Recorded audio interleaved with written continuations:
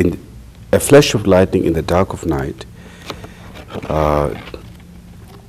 the part of part second, the chapter second, called Offering and Purification. In Offering and Purification, the precious mind of bodhicitta does not arise without a cause, you know. And in order to arise the precious mind within our heart, that we need to accumulate a great strength of merit. That's where the part Offering and Purification comes. The offering to the Buddhas and Bodhisattvas, the ones who have abandoned all neurosis, the ones who have, embarked on the path of concern for others, totally concern for others, which is the way of the Bodhisattva. That thinking of their benefits, thinking of their happiness, thinking of their enlightenment, and dedicating oneself for that as long as it takes, and tirelessly, no matter how difficult the task is to work with somebody else, but you're not afraid to work with that. And that kind of mental attitude, strength, altruistic motivation, altruistic motivation is what makes our karma purified. And that kind of thought, benefit of being, a right or bodhicitta, it doesn't come with a cause, it comes with a cause of merit. So therefore, traditionally, one goes to a shrine, one goes to, like, in the presence of a Buddha's form, like a presence of Buddha's statue or tanka or teacher, and then one make an offering of flowers, offering of incense, an offering of whatever, one can visualize from one's heart, like beauty, the sound, the sights, and then one offer to the Buddhas, and then, one offer to the Buddhas so that we could also have arise in our heart the mind of the Buddhas and Bodhisattvas, which they have committed themselves on the path, to benefit being. So we also pray and make aspiration that that kind of mind, may awaken in my heart so that I can make a wholesome life, that praying that my life will not be unwholesome, but my life can be wholesome, where I can act on the way of the Bodhisattva and follow that path through 4 immeasurable and 6 paramatters. That's how one makes that kind of dedication and commitments in one's heart. The rejoice is not something that not only you can rejoice in something you are connected with, but something which is outside of your life, like someone else joy, someone else happiness, which has nothing particularly to do with you. Even by rejoicing in someone else outside of you, you gain merit. Something connected personally to you, of course there is merit, like your family and friends, their happiness, you rejoice. There is great merit. But something which is none other than your friend and families, something, let's say, a stranger, like other people of another country, or someone else act of compassion.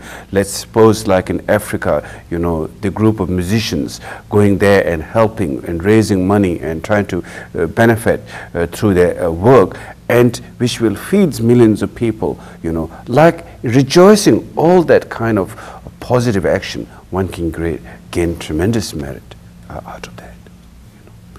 So even in offering, there is an offering which you own and an offering which you don't own.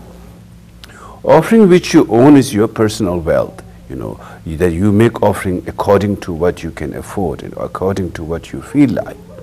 But offering which you don't possess, like you go to a supermarket and then you notice all the flowers, and then you can just offer the flowers to the Buddhas.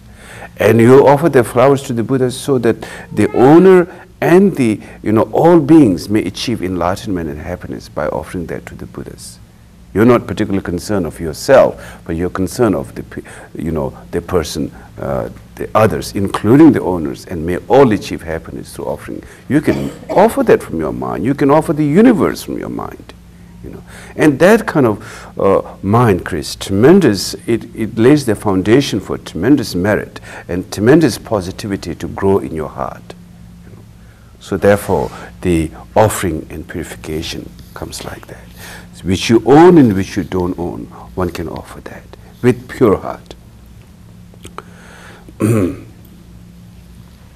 And through that, then, and by offering, then one gains merit. You know, there are two kinds of merit. One is relative merit and one is ultimate merit. The relative merit, through gaining relative merit, one can have long life, well-being, strength, and glory and such thing. That's the effect of relative merit. As well as being reborn as a human being, that's relative merit. Not only reborn as a human being, but have all the leisurely condition, the condition that you're connected with the Dharma, that you're connected with the thought of compassion, that you're not fallen into a state that where you disregard other human beings, where you begin to have discrimination on sex, where you begin to look down on others. You know, you have a mind which respects all being equally with respect. Even you have certain disagreement, but fundamentally you respect and love and care and concern for others. That is a very precious human rebirth, because not every human being has that kind of thought, and they don't act on that, they don't have thought like that, and it's very difficult to keep that level of sanity and to grow like that. So what is the cause not to become discrepancy, you know, or disabled, you know, have that kind of discrimination, have looking down, not only looking down and have discrimination, but like having a sense of arrogance on top of that. You know, that kind of negativity which one would plant is a lack of merit. When the merit is strong, you don't end up in the wrong place. That's the thing. When your merit is strong, it takes you to the right place. You know, you have the right thought. You know, even there are little difficulties happens, but it will always get you back to the right place, because you have the strength, your compassion, your concern, your love, and that's what is the healing, and that's what is like the magnetizing or for all the good and for all the great to grow in your life. So merit is extremely important. After all, pain and pleasure, everything is a question of merit.